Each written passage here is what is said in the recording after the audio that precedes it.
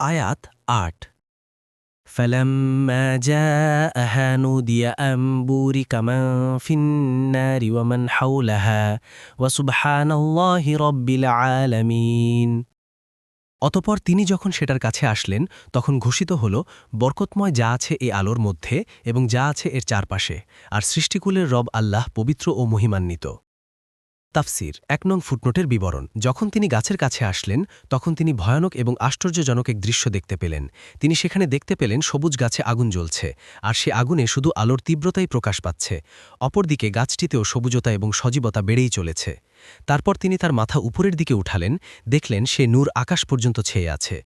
ইবনে আব্বাস বলেন, এটা কোনো আগুন ছিল না, বরং জ্বলে ওঠার মতো আলো ছিল।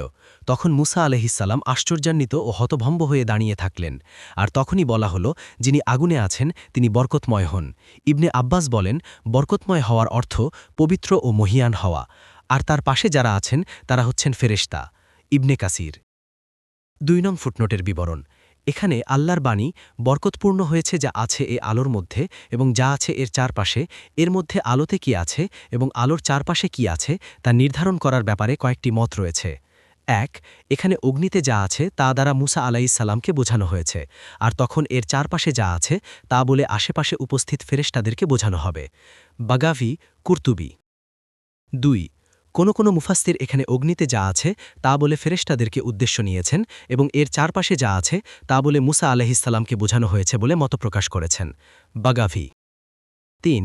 এখানে অগ্নিতে যা আছে তা বলে আল্লাহর নূরকে বোঝানো হয়েছে, আর এর চারপাশে যা আছে তা বলে ফেরেশতা, ইবনে কাসির অথবা মুসা বা সেই পবিত্র উপত্যকা বা সেই গাছ সবই উদ্দেশ্য হতে পারে। আর এই মতটি অধিক গ্রহণযোগ্য। তবে কোনো অবস্থাতেই এখানে অগ্নিতে যা আছে তা দ্বারা স্বয়ং আল্লাহ তাআলার পবিত্র ও মহান সত্তা বোঝানো হবে না, কেননা স্রষ্টা তার আরশে রয়েছেন। কোনো সৃষ্ট বস্তুর মধ্যে স্রষ্টার অনুপ্রবেশ হতে পারে না। এটা তাওহীদের পরিপন্থী কথা। সুতরাং রাব্বুল আলামিনের নূরের আলো দ্বারাই সে গাছ কোনোভাবে আলোকিত হয়েছিল। তবে সরাসরি কোনো আলো কোথায় পতিত হলে তা ভস্ম হয়ে যাবে। হাদিসে এসেছে, রাসূলুল্লাহ সাল্লাল্লাহু আলাইহি ওয়াসাল্লাম বলেছেন, আল্লাহ ঘুমান না, ঘুমানো তার জন্য সমীচীন নয়। ইনসাফের পাল্লা বাড়ান এবং কমান। দিবাভাগের আগেই রাতের আমল তার কাছে উত্থিত হয়, অনুরূপভাবে রাত্রি আগমনের আগেই তার কাছে দিবাভাগের আমল উত্থিত হয়। তার পর্দা হল নূরের। যদি তিনি তার পর্দাকে অপসারণ করেন তবে তা তার চেহারার আলো দৃষ্টিশক্তি যতদূর যায় ততদূর জ্বালিয়ে ভস্ম করে দেবে। সাহিহ মুসলিম ১৭৯। ৩ নং ফুটনোটের বিবরণ। অর্থাৎ তিনি আরশের উপর থেকেও জামিনে এক গাছের উপরে তার আলো ফেলে সেখান থেকে তার বান্দা মুসার সাথে কথা বলছেন। তিনি অত্যন্ত মহান ও পবিত্র। তিনি যা ইচ্ছা করতে পারেন।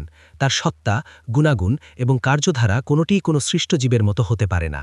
তার সৃষ্ট কোনো কিছু তাকে আয়ত্ত করতে পারে না। আসমান এবং জামিন তাকে ঘিরে রাখতে পারে না। তিনি সুউচ্চ, সুমহান, সমস্ত সৃষ্টিকুল থেকে পৃথক। ইবনে কাসির তিনি এ গাছের উপর থেকে কথা বললেও এটা যেন কেউ মনে করে না বসে যায় যে তিনি সৃষ্ট কোনো কিছুর ভিতরে প্রবেশ করেছেন।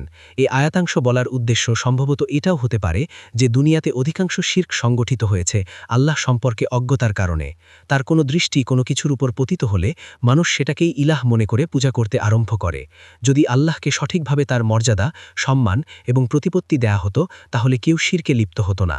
তাই এখানে তাকে এ ধরনের কাজ থেকে মুক্ত করার নির্দেশ দেয়া হচ্ছে।